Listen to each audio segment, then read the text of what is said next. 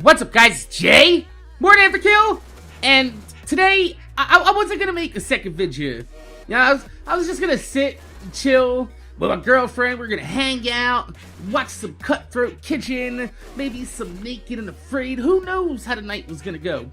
It was gonna be a lovely night, though, nonetheless. And then, of course, as always, before I sit down to enjoy the night, I made the mistake of checking my channel, and I shouldn't do that when I'm trying to hang out away from the computer, because I get so engrossed in everything that goes on with it, right? You know, I start to check my analytics, and I look at my views and the comments, and that's where I fuck up, because unlike a lot of YouTubers out there, I actually read and reply to a lot of my comments. And I mean, I actually do it personally. I don't pay someone to edit my videos, pay someone to make my thumbnails, or upload to my channel, or reply to my comments, because that shit happens. Please believe that.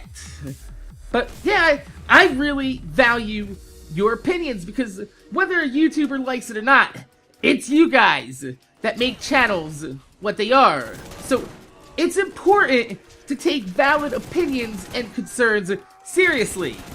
And I say valid opinions because some opinions just really aren't worth replying to, and there's nothing I love more than to see a long-winded speech filled with hate comments on my channel. And I come along and I just delete it. Knowing damn well that it took 4 or 5 minutes for someone to type out that response, and it's just gone. Gone in the blink of an eye. Just so fucking satisfying. But every now and again, you see an opinion that strikes a nerve.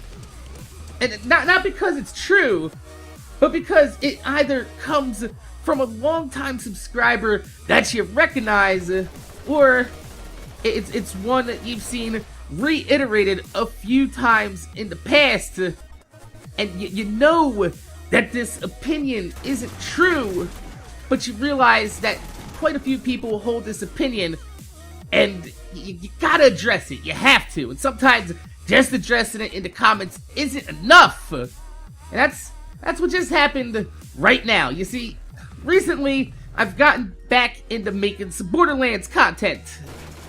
For the most part, it's been well received. Yeah, I see a lot of old subs making their way back, saying they're glad to see some fresh Borderlands content back on the YouTubes. And I even have some Destiny guys that come by, they're like, oh man, this game looks pretty interesting. I'm gonna check it out. And with, you know, Borderlands 1 being free on Xbox starting in 3 fucking days, it's a pretty good time for some people to be getting into the Borderlands. And others are like Callum here, who's been around for quite a while. And he feels like some other people do, that I abandoned the Borderlands community as soon as Destiny was released, because it was the hot ticket. Just to paraphrase his wall of text there. And he thinks now that Battleborn and there's a little bit of Borderlands 3 momentum in the rumor mill lately, that I'm just jumping back on the Borderlands hype train. And I wanted to clear this up for those that feel like I abandoned the Borderlands community, because that is the furthest fucking thing from the truth. And it hurts my feelings that people would actually think that, because as it stands, I defended the pre-fucking sequel at launch. And I did 2 full Let's Plays and tons of Easter eggs on the game simultaneously at the same time that I was doing 4, 5, 6, 7 Destiny fucking videos at launch. And for the most part, I enjoyed the shit out of the pre-sequel. Everyone will know that I will tell you that the pre-sequel, out of all the numbered Borderlands games, Borderlands 1, Borderlands 2, and the pre-sequel, I feel like the Borderlands pre-sequel has the best story narrative out of all of it. But it wasn't until I finished those Let's Plays through normal mode that I set out to make my legendary gun guides in true Vault Hunter mode, since no one cares how good the guns are in normal mode. Every gun is good in normal mode in every Borderlands. Endgame is what Borderlands fans care about. And there was none. Not only was there no endgame farming of legendaries, but there was no word from Gearbox on if that would ever happen. To make matters worse, a few weeks later we found out that the 4 DLCs advertised in the Season Pass weren't 4 full mission campaign DLCs. Now, granted, they didn't say that they were going to be full mission campaign DLCs. However, looking back at Borderlands 1 and Borderlands 2, it is very easy to see how Borderlands fans assumed that the 4 DLCs coming with the Season Pass were going to be full mission campaign DLCs because Borderlands 1 and Borderlands 2 both followed that same model. But nope. There were 2 character DLCs, 1 campaign story mission, and the Holodome Slaughter Round, which one can argue was probably the biggest piece of shit tacked on excuse for a DLC that's ever come out of Gearbox's camp. And that's including the Waddle Gobbler Headhunter pack. But still, even after all that bullshit, I supported the game. And I trudged on, and I kept making content for the game until the final nail in the coffin came at that point when Gearbox announced the Handsome Collection for PS4 and Xbone.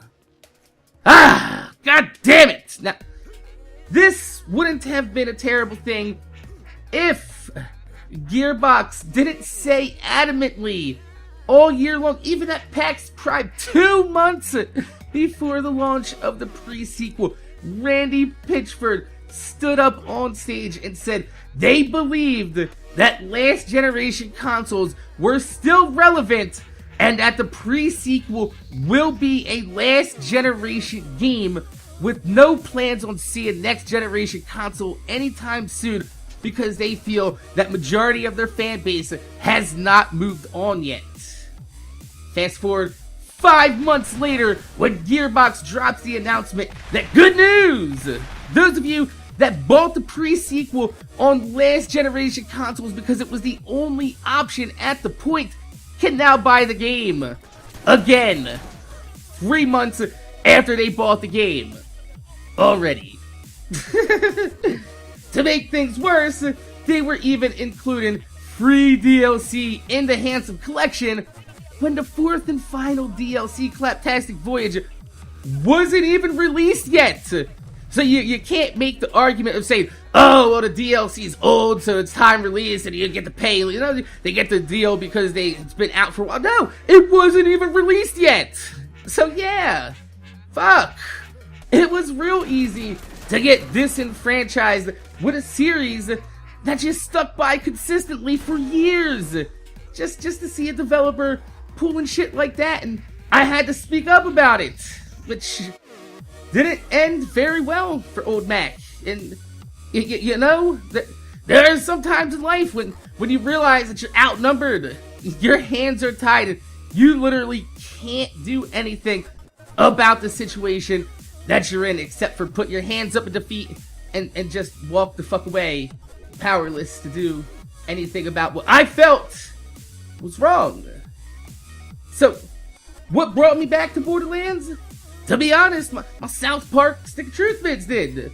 You know, during January, I was taking a break for the Derpstinies, and I was uploading my Let's Play on South Park, and a lot of people started requesting that I finished Tales from the Borderlands Episode 4 and 5, since I left off with Episode 3, because, let's face it, Episode 3 was kind of the meh transition point between an awesome Episode 1 and 2 and an amazing Episode 4 and 5. It was just a kind of like white rice in the middle of a bunch of awesome stir-fried vegetables.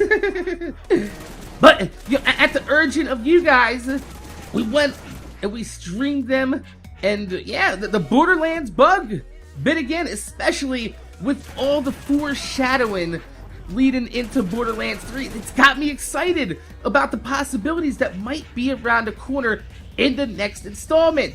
So even though I didn't and still don't agree with the way that the pre-sequel was handled, Telltale's amazingly good ending to Tales from the Borderlands completely reignited the series for me. And since we have something to look forward to build upon this foundation that we already have, it's easier to stop looking at the transgressions and wrongs in the past. You feel me? So, my name is Jay. MorninAfterKill. I want to thank you guys for watching. Make sure you guys rate, comment, subscribe. If you could leave a thumbs up on the video, I'd highly appreciate it because it gives me motivation to make more videos for you motherfuckers to watch my motherfucking videos. So, excuse me if I sound like I'm coming off like a dickhead here because people say they lost respect for me because I almost went down in flames defending an entire community against what I felt were shady company practices. But I'm not gonna let my channel burn to the ground because a developer mishandles their game, whether it be Gearbox or Bungie. I've worked too goddamn hard to build my channel over the years to fucking let that happen. But to sit there and accuse me of shilling myself to the hype train when I put everything on the line to defend my fucking community, yeah, I'm gonna defend myself against that. I'm gonna defend myself against that all goddamn day long. So please don't judge me until you know the entire story, because you know the way things appear to you aren't always the way things appear to me from my side of the fucking river, man. My side of the river. My name's Jay. MorninAfterKill. Thanks for watching, and I'm gonna see you guys later.